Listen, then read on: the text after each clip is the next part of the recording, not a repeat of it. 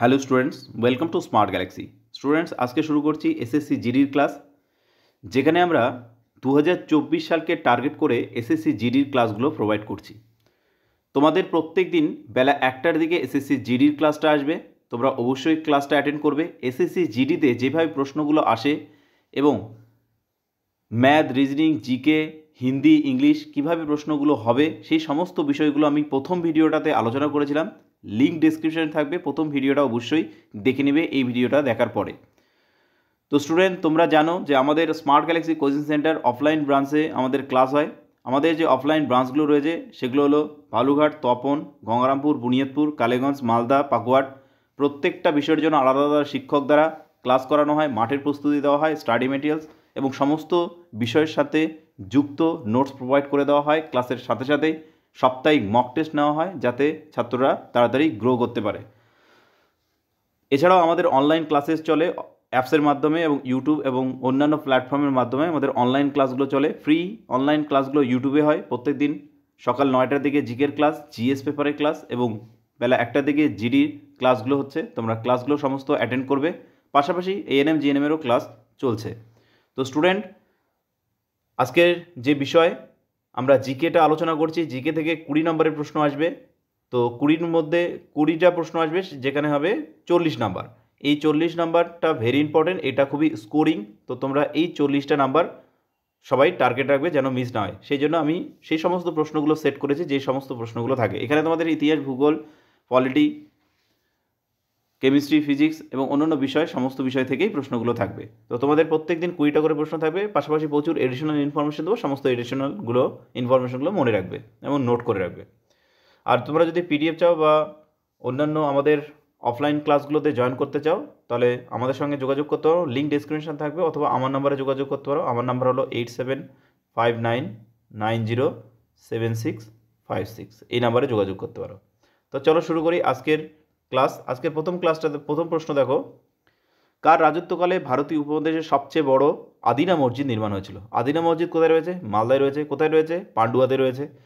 তো আদিনা মসজিদ ভারতীয় উপমহাদেশের সবচেয়ে বড় মসজিদ ছিল। তো এটা কার রাজত্বকালে তৈরি হয়েছিল? অপশন বলছে সিকান্দার শাহ, প্রশ্ন বলছে নাসিরুদ্দিন মাহমুদ, প্রশ্ন বলছে গিয়াসুদ্দিন বাহাদুর শাহ, প্রশ্ন বলছে গিয়াসুদ্দিন বলবন। সঠিক উত্তর কী হবে? সঠিক উত্তর হবে সিকান্দার শাহ।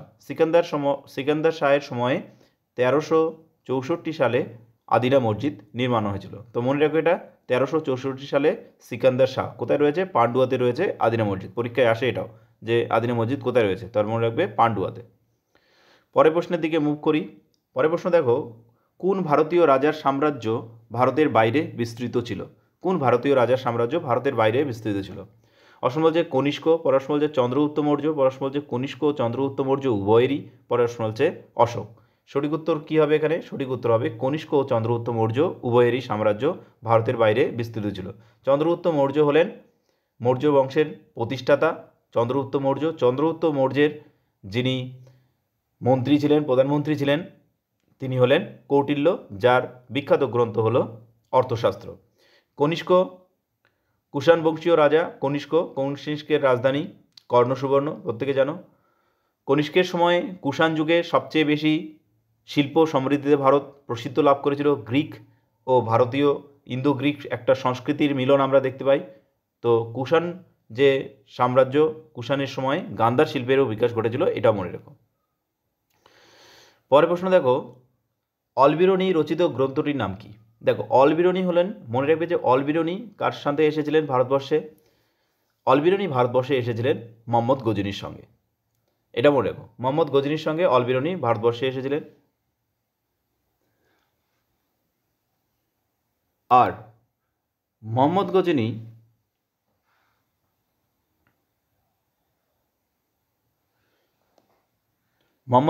ভারতে তোমরা জানো যে তিনি গজনি শাসক ছিলেন।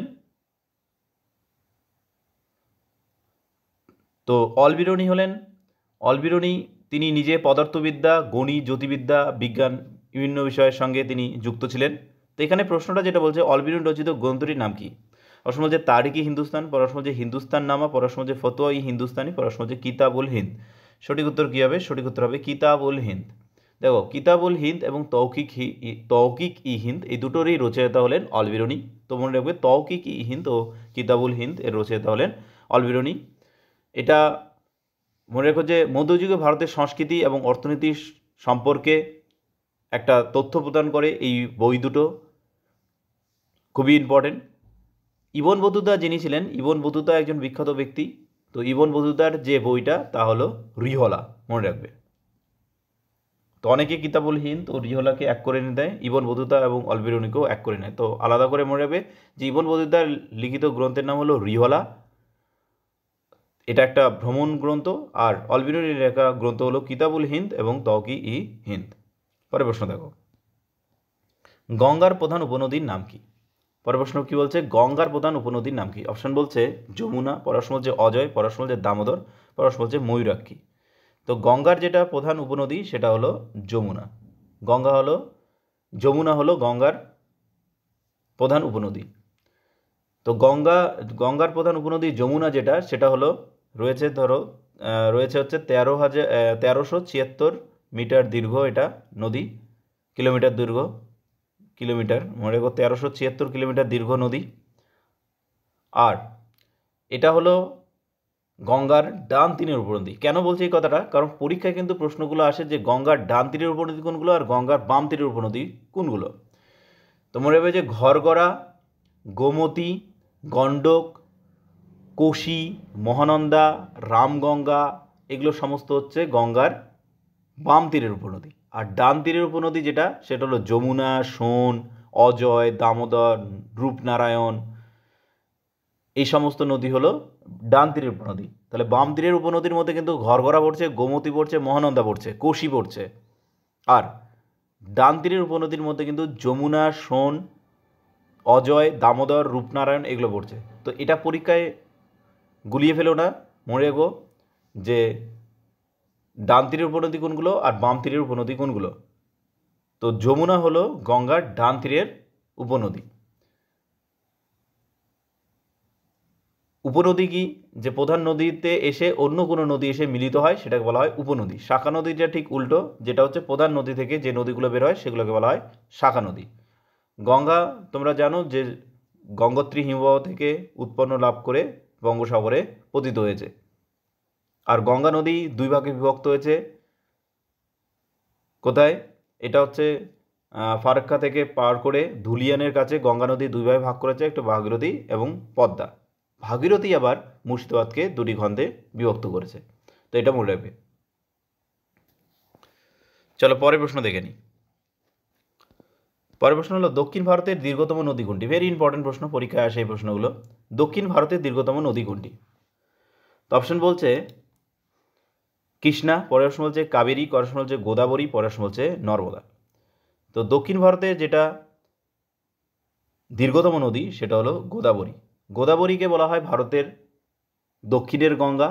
তো দক্ষিণের গঙ্গার পাশাপাশি ভারতের দ্বিতীয় দীর্ঘতম নদী, অর্থাৎ গঙ্গা নদীর পরবর্তী দ্বিতীয় দীর্ঘতম নদী হলো গোদাবরী। এটা হলো দক্ষিণের গঙ্গা।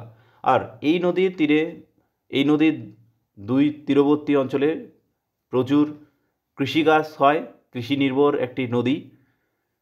তো মনে রেখো যে গোদাবরী নদীকে দক্ষিণের গঙ্গা বলা হয়, আর এটা ভারতের দ্বিতীয় দীর্ঘতম নদী।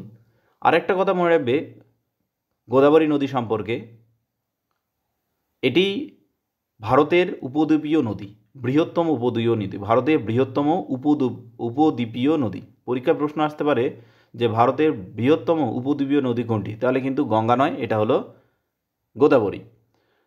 গোদাবরী নদী ব্রহ্মগিরি পাহাড় থেকে উৎপত্তি লাভ করেছে, এটা মনে রাখবে। আর এটা মহারাষ্ট্র, ছত্তিশগড়, তেলেঙ্গানা, অন্ধ্রপ্রদেশ রাজ্যের মধ্যে দিয়ে প্রবাহিত গোদাবরী নদী। এখানে নর্মদার নাম তোমরা পাচ্ছ। নর্মদা হলো ভারতে বৃহত্তম পশ্চিম প্রবাহিত উপদ্বীপীয় নদী, এটা পশ্চিমের দিকে প্রবাহিত একটি নদী। আর সর্দার সরোবর বাঁধ যেটা, সেটা হচ্ছে নর্মদা নদীর উপর নির্মিত। কৃষ্ণা নদী যেটা, সেটা হলো ভারতের দ্বিতীয় বৃহত্তম পূর্ব প্রবাহিত নদী। তাহলে পশ্চিম প্রবাহিত নদী বললাম নর্মদা, কৃষ্ণা হলো পূর্ব প্রবাহিত দীর্ঘতম নদী।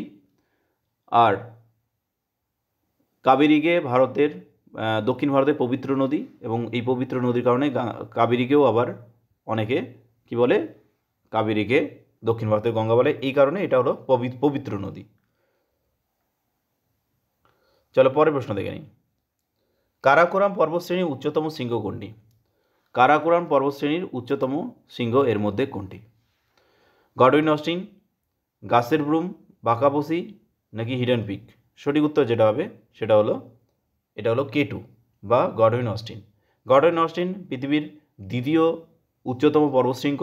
এটার উচ্চতা হলো 8,611 মিটার। এটা হলো পৃথিবীর দ্বিতীয় উচ্চতম শৃঙ্গ। তো প্রথম কোনটা? Mount Everest 8,848 metre. Godwin Austen এটা পৃথিবীর দ্বিতীয় উচ্চতম পর্বত শৃঙ্গ। গডউইন অস্টিন যদিও চীনের একটি বিতর্কিত এলাকায় রয়েছে গডউইন অস্টিন, পিওকের মধ্যে রয়েছে, যার কারণে কাঞ্চনজঙ্ঘাকে ভারতের সীমানার মধ্যে অবস্থিত দীর্ঘতম শৃঙ্গ বলা হয়, উচ্চতম পর্বতশৃঙ্গ বলা হয়।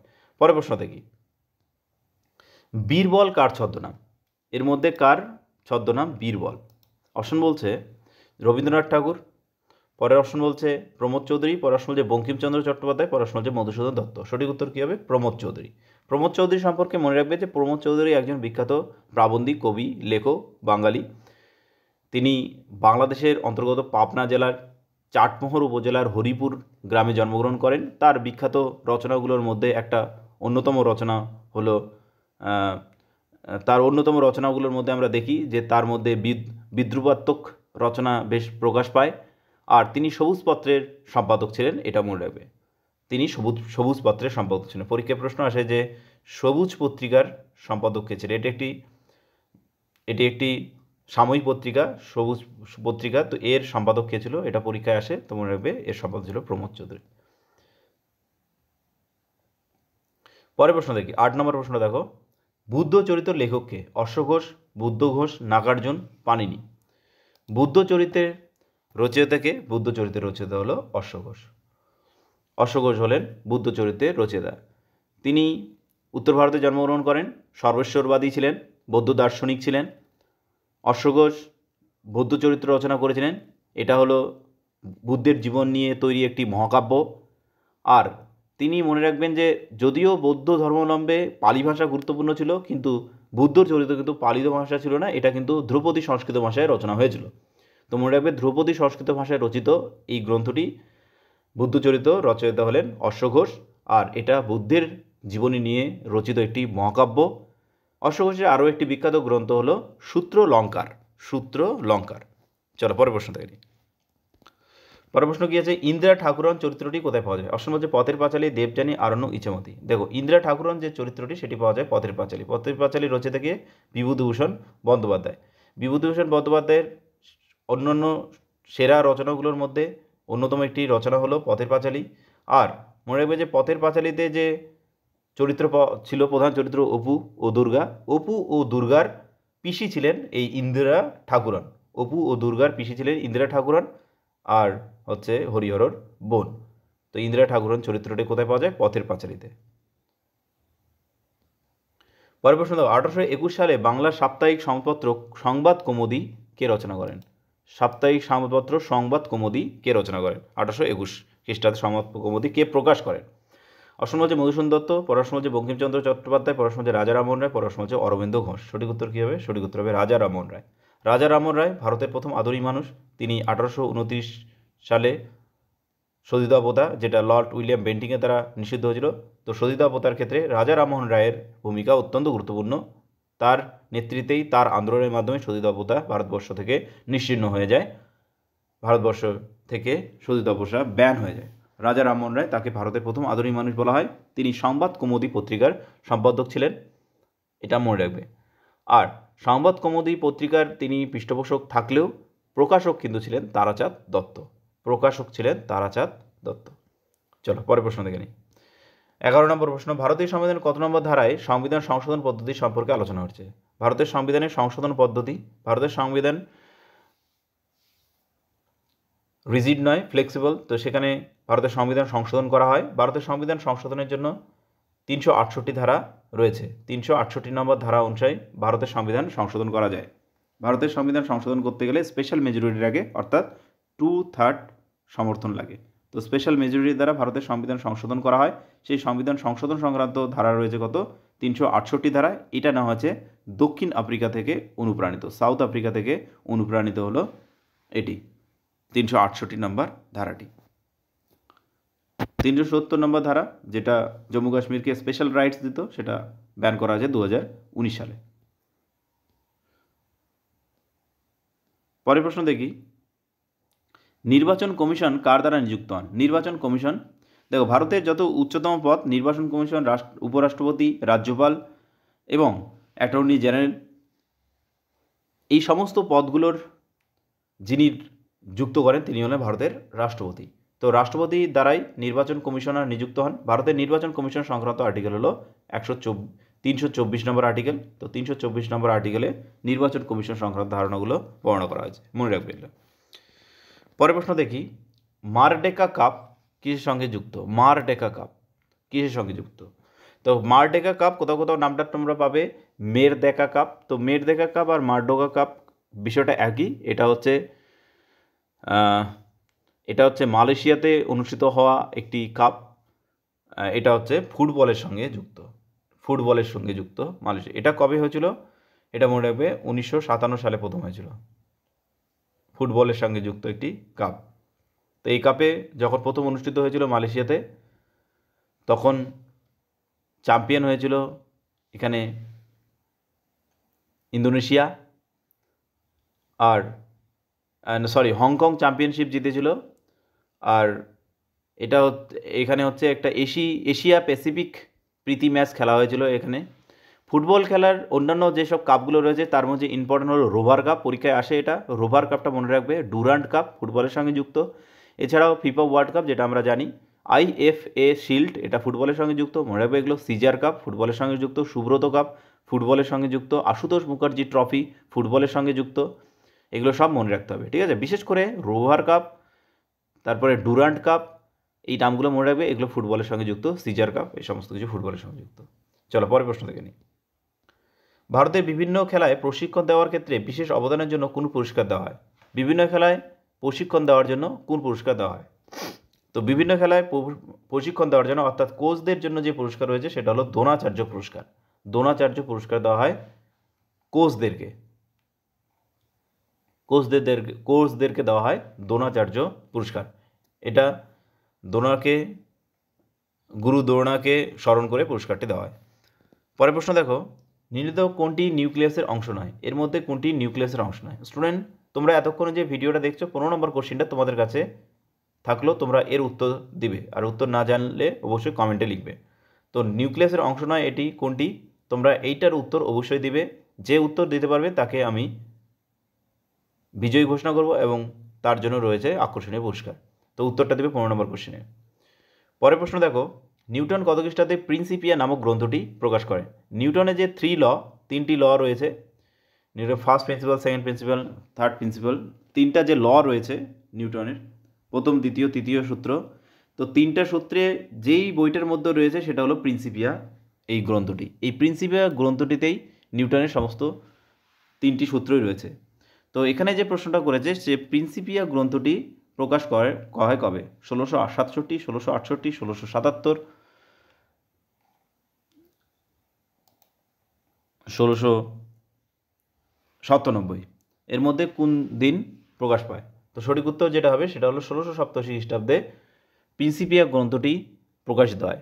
এই প্রিন্সিপিয়া গ্রন্থটিতে তিনটি মৌলিক সূত্রের উল্লেখ রয়েছে পদার্থবিজ্ঞানের, নিউটনের গতির তিনটি সূত্র। এই যে বইটি, এই বইটি প্রকাশের ক্ষেত্রে সবচেয়ে ভূমিকা যিনি গ্রহণ করেছিলেন তিনি হলেন বিজ্ঞানী এডমন্ড হ্যালি। এডমন্ড হ্যালি সবচেয়ে বেশি ভূমিকা গ্রহণ করেছিলেন এই বইটি প্রকাশ করার ক্ষেত্রে। পরের প্রশ্ন দেখে নিই, হাইড্রোজেনের কয়টি আইসোটোপ আছে? হাইড্রোজেনের আইসোটোপ, অপশন বলছে একটি, তিনটি, দুটি, চারটি। সঠিক উত্তর কী হবে? সঠিক উত্তর হবে তিনটি। হাইড্রোজেনের আইসোটোপ রয়েছে তিনটি। স্টুডেন্ট, যেখানে আমি দেখাচ্ছি সেটা মাথায় রাখবে, ABCD করে নেই, এটা ACBD আছে। তো তোমরা যেখানে দেখাচ্ছে সেটা মনে রাখবে। হাইড্রোজেনের কয়টি আইসোটোপ? তিনটি হাইড্রোটোপ। কী কী? প্রোটিয়াম, ডিউটেরিয়াম বা ডয়টেরিয়ামও বলে এটিকে, আর হচ্ছে ট্রিটিয়াম। প্রোটিয়াম, ডিউটেরিয়াম এবং হচ্ছে ট্রিটিয়াম, এই তিনটি আইসোটোপ রয়েছে হাইড্রোজেনের, তিনটি আইসোটোপ। চলো পরের প্রশ্ন দেখে নিই। পরের প্রশ্ন কি বলছে, সিজিএস পদ্ধতিতে সরণের একক কি? সিজিএস পদ্ধতিতে সরণের একক তোমরা জানো। সরণ কি? সরণ হলো প্রারম্ভিক বিন্দু থেকে, মানে স্টার্ট যেখান থেকে হচ্ছে, প্রারম্ভিক বিন্দু থেকে চূড়ান্ত বিন্দু অর্থাৎ শেষ বিন্দু। প্রারম্ভিক বিন্দু থেকে এই প্রারম্ভিক বিন্দু স্টার্ট বিন্দু আর হচ্ছে শেষ বিন্দু, এই বিন্দুর ন্যূনতম পথের দৈর্ঘ্য, এর মধ্যে যে ন্যূনতম পথের দৈর্ঘ্য সেটা হলো কি? সরণ। বুঝতে পারলে সরণ কি? সরণ হলো প্রারম্ভিক বিন্দু অর্থাৎ স্টার্ট বিন্দু যেখানে স্টার্ট হচ্ছে এবং শেষ বিন্দু যেটা, সেই বিন্দুর মধ্যে সবচেয়ে কম দূরত্ব, ন্যূনতম পথের দৈর্ঘ্য, ন্যূনতম পথের দৈর্ঘ্যটা হলো কি? সরণ। তো এটা হলো সরণ। তো বলছে সিজিএস পদ্ধতিতে সরণ একক কি? সিজিএস পদ্ধতিতে সরণ একক সেন্টিমিটার। মনে রেখে ওটা, সিজিএস পদ্ধতিতে সরণ একক হলো সেন্টিমিটার, আর এসআই পদ্ধতিতে সরণ একক হলো মিটার। সরণ সম্পর্কে মনে রাখবে, সরণ একটি ভেক্টর রাশি, অর্থাৎ এটি ধনাত্মক, ঋণাত্মক বা শূন্য হতে পারে। তো সরণ একটি ভেক্টর রাশি। পরের প্রশ্ন চলে যাই। 19 নম্বর প্রশ্নটা স্কিপ হয়ে গেল। 20 নম্বর প্রশ্ন, আজকের শেষ প্রশ্ন। বর্তমান ভারতের বায়োস্ফিয়ার রিজার্ভের সংখ্যা কয়টি?